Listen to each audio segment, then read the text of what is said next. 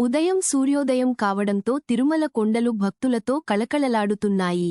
గంటల నాదం, గోవిందా గోవిందా అనే నినాదాలతో ఆలయ ప్రాంగణం మార్మోగుతోంది. సీత తన ఇద్దరు కుమార్తెలు అనన్య, మీరా చేతులు పట్టుకుని తన తల్లి లక్ష్మితో కలిసి కళ్యాణకట్ట వైపు నడిచింది. సంవత్సరాల క్రితం తన కుటుంబం సుఖంగా ఉండాలని ఆమె చేసిన మొక్కు నెరవేరింది. ఇప్పుడు ఆ మొక్కును తీర్చే సమయం వచ్చింది. అందరూ ప్రశాంతంగా కూర్చున్నారు. ముందుగా లక్ష్మి తన తెల్లని జుట్టును భగవంతునికి సమర్పించాలని నిర్ణయించుకుంది. ఆమె చిరునవ్వుతో ప్రార్థించి కుర్చీలో కూర్చుంది. క్షురకుడు గౌరవంగా నమస్కరించి జుట్టును కత్తిరించడం ప్రారంభించాడు. కొద్ది నిమిషాల్లో ఆమె తల పూర్తిగా గుండు అయింది. ఆమె కళ్లలో ఆనందభాష్పాలు మెరిశాయి. తర్వాత సీత వంతు వచ్చింది. నడుము వరకు వచ్చిన పొడవాటి నల్లని జుట్టును చివరిసారి సున్నితంగా తాకి, ఇది నీకే స్వామీ అని ప్రార్థించింది. పొడవాటి వెంట్రుకలు ఒక్కొక్కటిగా నేలపై పడుతుండగా సీత మనసులో అపారమైన భక్తి నిండిపోయింది. కొద్దిసేపటికి ఆమె తల పూర్తిగా మృదువుగా గుండు అయింది. ఆ దృశ్యం చూసిన అనన్య కూడా భయపడకుండా ముందుకు వచ్చింది.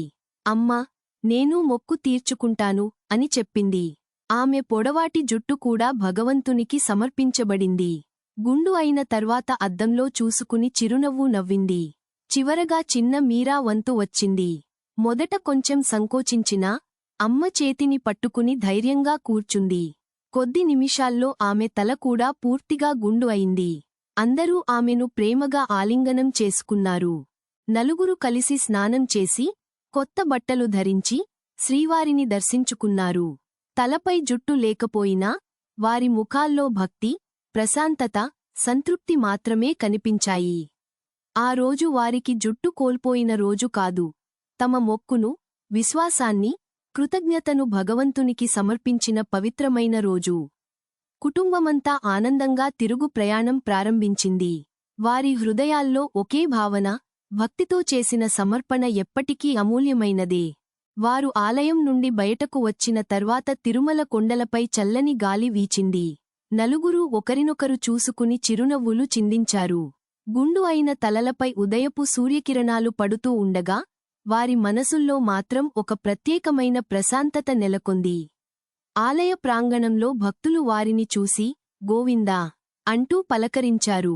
సీత తన కుమార్తెలతో కలిసి హుండీలో కానుక సమర్పించి కుటుంబం ఆరోగ్యంగా, సుఖంగా ఉండాలని ప్రార్థించింది. లక్ష్మి మెల్లగా చెప్పింది, జుట్టు మళ్లీ పెరుగుతుంది, కానీ భక్తితో చేసిన సమర్పణ జీవితాంతం మనతోనే ఉంటుంది. అనన్య తన తలను చేతితో మెల్లగా తాకుతూ నవ్వింది.